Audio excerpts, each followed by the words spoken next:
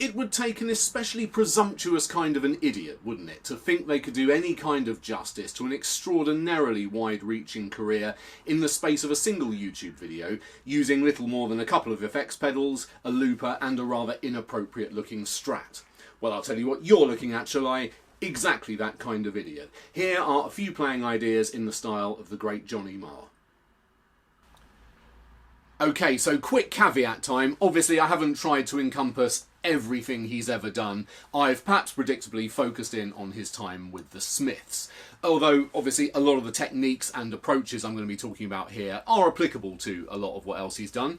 And I've come up with a little sort of Smiths pastiche on the looper, which goes like this.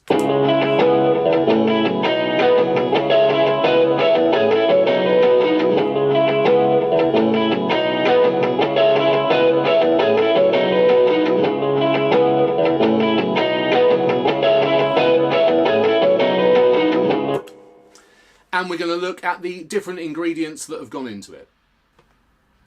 Okay, layer one then. We have our core rhythm track on the looper, which goes like this.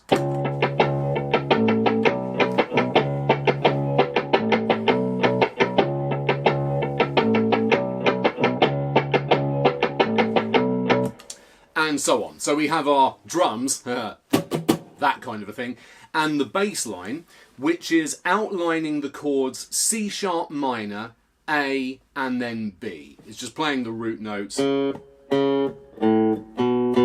like so. So that's the chord progression that we're following here. C sharp minor, A, B.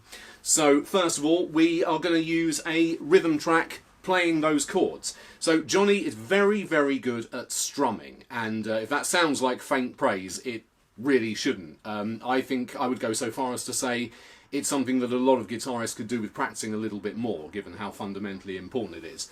So we're going to do this on an acoustic, as he often did when he was layering up parts, and you'll notice capoed up at the 4th fret. So what that is going to enable us to do is play a C sharp minor chord simply by playing an A minor shape just beyond the capo. I have made another video where I rhapsodise about the delights of the capo. Please do have a watch of it. So what we're going to do here is play the A minor shape. Then we're going to move to the A chord, which in this position with the capo is going to be an F shape. But we're going to utilise the capo here to allow us to play some extended voicings of those chords, which again Johnny would often do by using the capo. The lovely thing about playing in C sharp minor in this position is we're kind of thinking in the key of A minor. So that means that all of the open strings are going to be in key. So we can include them within our chord shapes.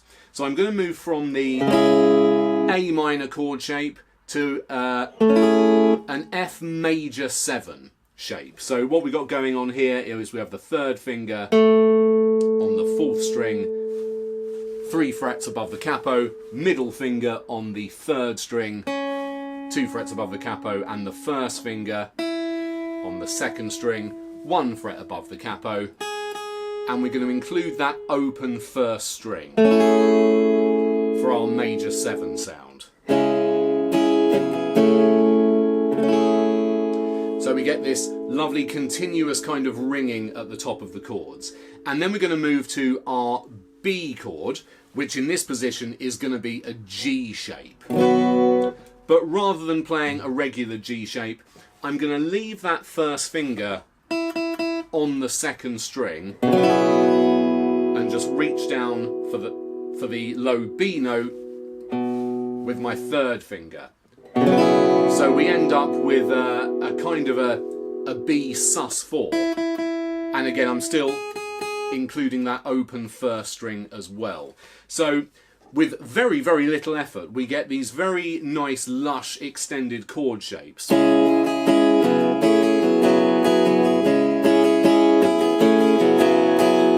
Like so, which I shall add to the track.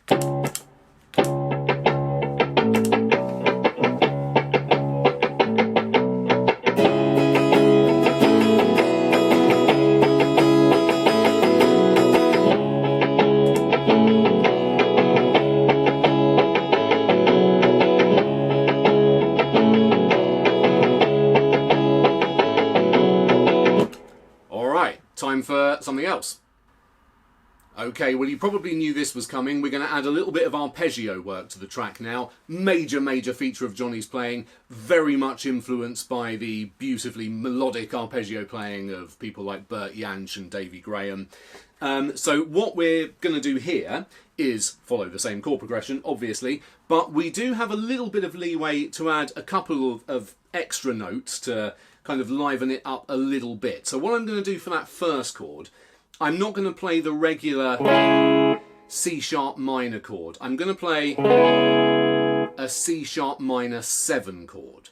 If you've not come across this before, I'm just barring at the 4th fret. I've got the middle finger on the B string at the 5th fret and the 3rd finger on the D string at the 6th fret, and that's it.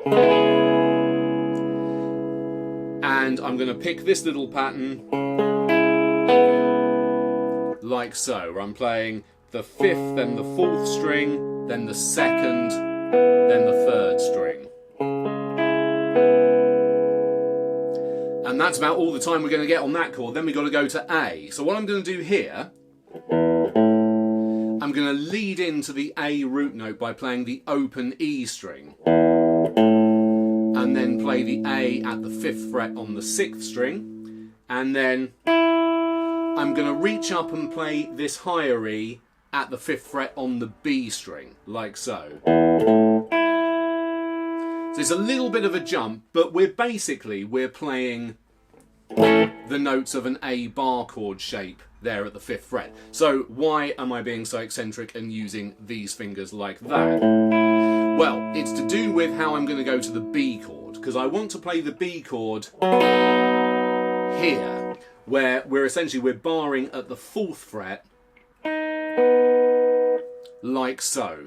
So what I'm going to do, after I've played that little A bit, I'm just going to move back to the 4th fret with the index finger and play the 2nd string and then the 3rd string. So we have...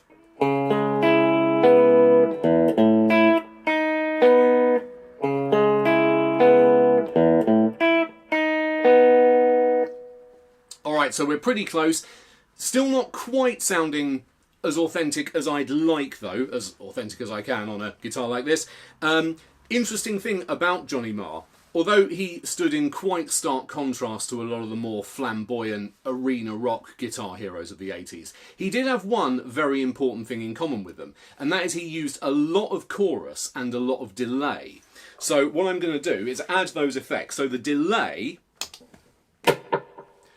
might sound quite extreme, that there is quite a noticeable echo there, but he would often use a delay like that on his arpeggio parts. It really gives the whole thing a kind of a warmth and a depth.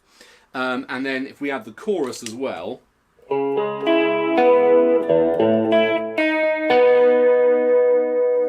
we're somewhere a little bit closer. I might even put on a gentle drive just to have that cut through a little bit. Okay, let's try adding that then.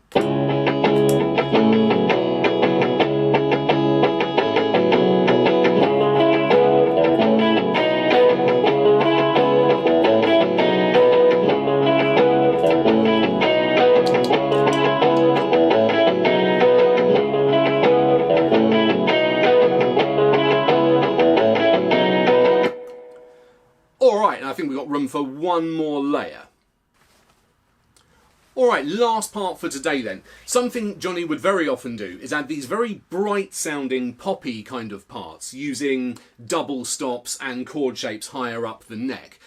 It was often assumed that his main influence for this was African music, although Johnny himself in interviews always said that was a complete coincidence. He was never consciously influenced by that. And yeah, I always thought it sounded much more reminiscent of kind of early rock and roll, like Scotty Moore's playing with Elvis Presley and so on. Although we could obviously draw a very important and significant link between African music and the roots of rock and roll, but we'll save that for another time. Let's stay focused. So what I'm going to do here is play a kind of C-sharp minor dyad, a two-note version of it. So I'm playing the C-sharp at the 14th fret on the B string, and the minor third above it, the E, at the 12th fret on the E string. And then what I'm going to do is move down and play a B dyad. So I've got the B note 12th fret on the B string and the D sharp 11th fret on the E string, and then move back to our C sharp. So we've got, and then for the A chord, I'm going to move down a bit, and this is based around this version of an A chord where we're using the D shape up at the 9th position. So what I'm going to do here is just slide up from 9 to 10 on the B string, and then play the 9th fret on the E string twice, like that. So we've got,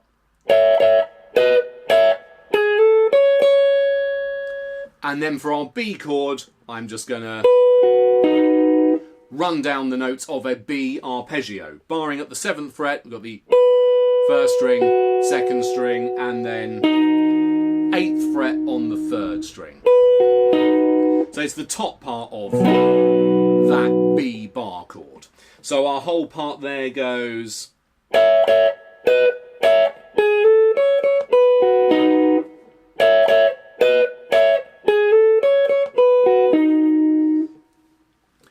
Now, another important element here, arrangement-wise, I'm not going to play that over both reps of the chord progression. I'm just going to do it on the second one, because I think it could sound a little bit overly busy if it's all going on all at the same time. I'm going to add the delay in the chorus back in, I think.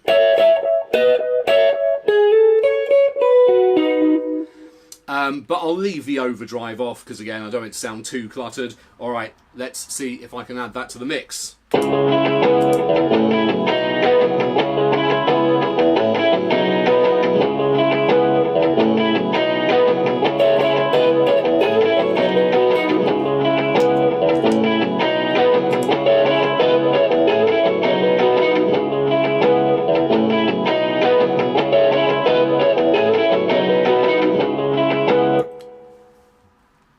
So there we go, a few ideas in the style of Johnny Marr. Really hope there was some stuff of interest there to you and that may have even inspired a few parts of your own. Thanks ever so much for watching. If you would consider liking and subscribing, I'd be really grateful, blah, blah, blah. Thanks again. I'll see you with something else very soon. Cheers.